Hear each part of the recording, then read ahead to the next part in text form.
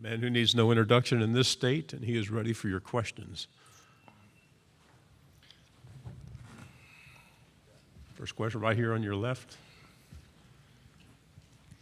Hey Stetson, Amy from WJCL ABC Savannah. How would you describe your relationship with your brother, and how special will it be to play with him this season?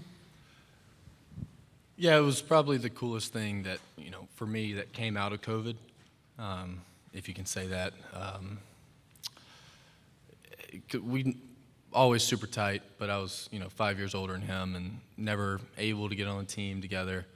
And just to be able to have that opportunity, it's special. And, we're both super lucky. I know my mom's a big fan of it happening. Hopefully the stars align and we can throw a pass to each other. But for right now, we're good just being on the same team. To your right, second row. Hey, Stetson, Ben from Local 3 in Chattanooga. You and Ladd McConkey have taken sort of similar backgrounds, I guess, in terms of where you got. You had to work for everything you had. Do you see a little bit of yourself in him, and how have you developed that relationship with him on and off the field? Yeah, I'd probably add Dan Jackson's name to that too. Yeah, I think we were raised probably pretty similar.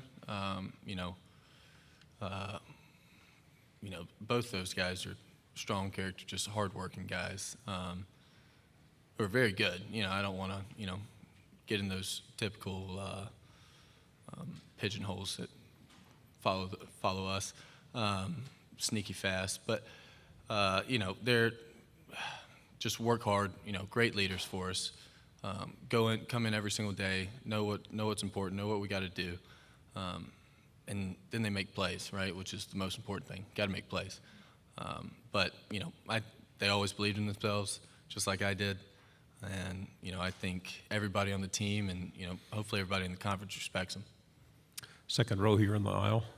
Anthony Patterson with the Atlanta Voice. How would you describe you and Todd's monkey relationship with him just believing in you as quarterback? And what moment did you have that you knew, like, okay, like he really, really like trust and believe? Whenever you spend 3 years, I know I wasn't starting all 3 years, but we spent 3 years in the system and in the same room, and he's coaching me every single day. You start to develop a sense of, you finish each other's sentences, not like that, but, you start to know why he's calling this play. What is he thinking here? Are we thinking this? Are we thinking that? Like, what are we? And, that only comes through time. And what was the second half? I'm sorry, I got lost. What moment did you have that made you say, oh, he really, really trusts? Right. I don't know if there was a specific moment per se.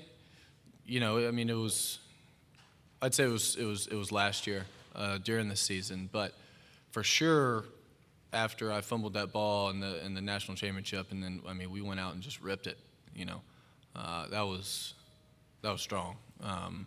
I didn't know that was coming, but when it did, we executed and guys made plays, and I had awesome protection, and but to call those plays in that situation after what had just happened, first of all, you're putting yourself on the table, and second of all, it shows that hey, we're not going to bow to this. We're going to go try to win the game. On the aisle, third row, right. Tyler Shaw with KBTX and College Station. Stetson, when you kind of self-evaluate, how would you, describe your confidence level and growth just over the past year? Is this offseason, different than past off seasons? Yeah, a little bit.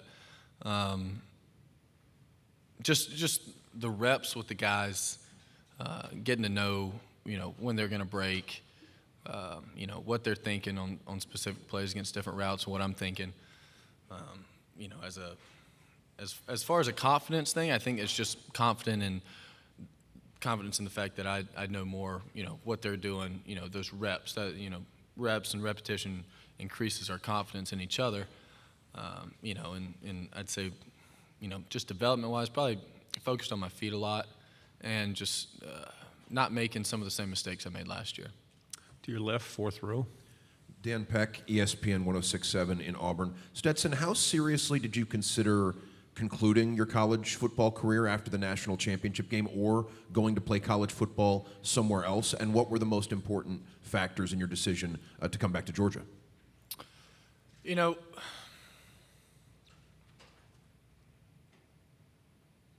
you play the game to play the game, and you play the game to win and to compete against the best players.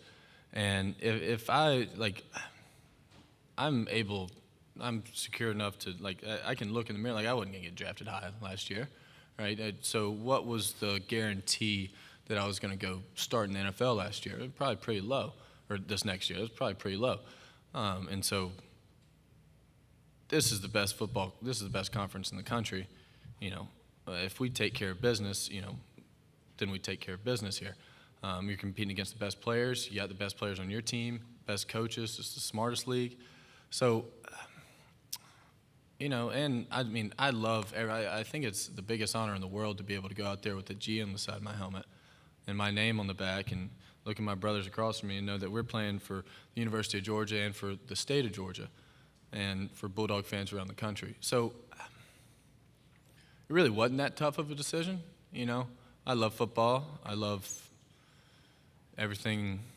most everything about it. And I love to compete, and that was, you know, more of a guarantee to compete here. To your left on the to the right, fourth row. Dean Legge from Dog Post. Hey, Stetson. One thing I wanted to ask, one thing that you're known for at playing quarterback is running. How do you compete with the guys, just straight line speed on the team? Who can you beat, and who are you trailing on that front? I can beat a lot of dudes. Lad's got me. Lad's good. I might have Dan, though. I don't know. We hadn't really raced. I don't know. It's usually just fun and games, you know, racing. I remember running against Trayvon last year, though. That was embarrassing, you know, to think of. I don't know if he got me, but it was, I mean, just to be my size and, you know, I think I'm pretty quick and running and looking to my right and I see 6'6", 270 keeping up with me and I'm like, good Lord, man, who are you? You know, and there's a bunch of, there's guys like that on the team too, but in the sprints we'll, you know, to make conditioning a little bit easier, you know, we'll point and be like, I got you right here, like we'll race, let's race, just to make it more competitive and fun. But as far as pure numbers, who, you know, I'll take. To the left, third row. Stetson, Allison Mastrangelo with WSB. We always talk about the NIL deals. How has the NIL just changed maybe your life coming out of college with the endorsements and money that you've been able to make? And do you have a cell phone now that's actually like an iPhone as well? I do. I had to get rid of the flip phone. Oh, geez, like a week after.